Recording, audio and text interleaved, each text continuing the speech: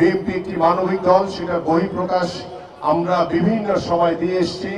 জনগণের সরকার এসে বাংলাদেশের রাষ্ট্র কাঠামো মেরামতের জন্য যে 31 দফা যে রূপরেখা দেওয়া হয়েছে, যে সংস্কারের রূপরেখা দেওয়া হয়েছে, সেই সংস্কার বাংলাদেশের নির্বাচিত সরকার এসে করবে।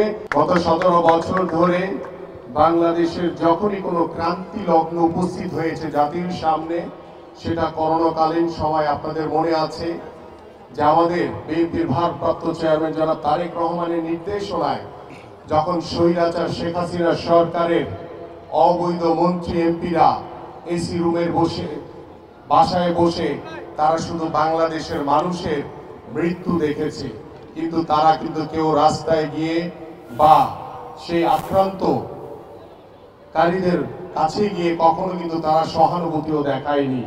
কিন্তু বিএনপির ভারপ্রাপ্ত চেয়ারম্যান জনাব তারেক রহমানের নির্দেশনায় আমাদের ড্যাবের ডাক্তারবৃন্দ, বাংলাদেশ জাতীয়তাবাদী দলের সকল পর্যায়ের নেতৃবৃন্দ, আমরা বিভিন্ন সময় সেই করোনাকালীন সময় আমরা সেই অসহায় মানুষগুলোর পাশে গিয়ে দাঁড়িয়েছি। যারা মারা গিয়েছিলেন তাদেরকে পাশে থেকে দাফন করানোর সেই সুযোগগুলো আমরা পেয়েছিলাম। সেটা হয়েছে একমাত্র আমাদের বিএনপির ভারপ্রাপ্ত চেয়ারম্যান জনাব তারেক রহমানের নির্দেশনায়। আপনারা জানেন যে বন্যার সময় এই স্বৈরাচারের শেখ হাসিনার সরকার, তারা তো জনগণের ভোটে নির্বাচিত না, এই জন্য জনগণের কাছে গিয়ে তাদের পাশে দাঁড়ানো তাদের দরকার ছিল না। কিন্তু বাংলাদেশ জাতীয়তাবাদী দল বিএনপি বিশ্বাস করে যে এদেশের জনগণ বাংলাদেশের সকল ক্ষমতার উৎস, এবং বাংলাদেশের মানুষকে সাথে নিয়ে বাংলাদেশ জাতীয়তাবাদী দলের সকল নেতৃবৃন্দ ঐক্যবদ্ধভাবে কাজ করেছিল, কাজ করবে এবং ভবিষ্যতেও কাজ করে যাবে ইনশাআল্লাহ।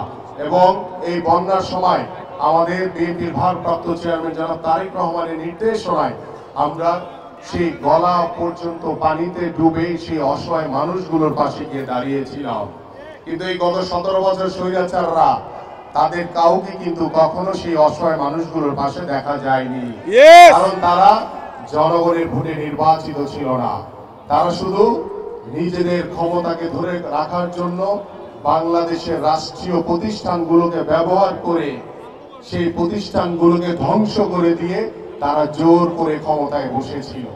কিন্তু বাংলাদেশের মানুষ সবসময় বিপ্লবী, সবসময় প্রতিবাদী কণ্ঠ, সবসময় সংগ্রামের মধ্য দিয়ে বাংলাদেশের মানুষ তাদের নিজেদের অধিকার, নিজেদের দাবি আদায় করেছে।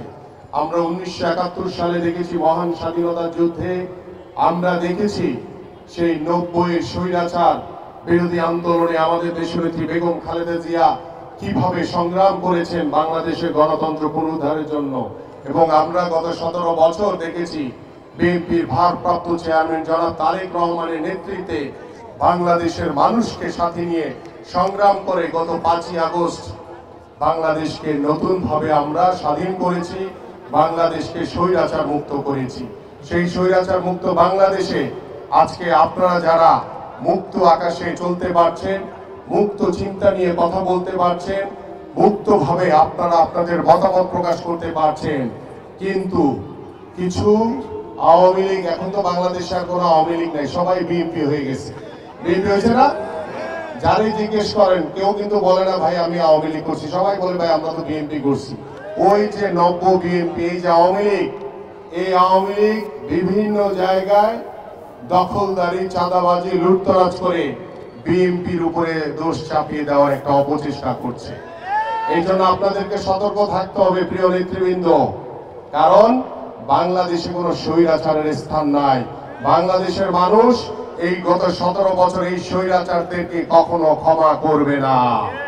আমরা দ্রুত সময়ের ভিতরে এই অন্তর্বর্তীকালীন সরকারের কাছে আহ্বান করছি, বাংলাদেশের মানুষের যে প্রত্যাশা, আশা, আকাঙ্ক্ষা, দ্রুত সময়ের ভিতরে নির্বাচন দিয়ে জনগণের সরকার প্রতিষ্ঠা করুন।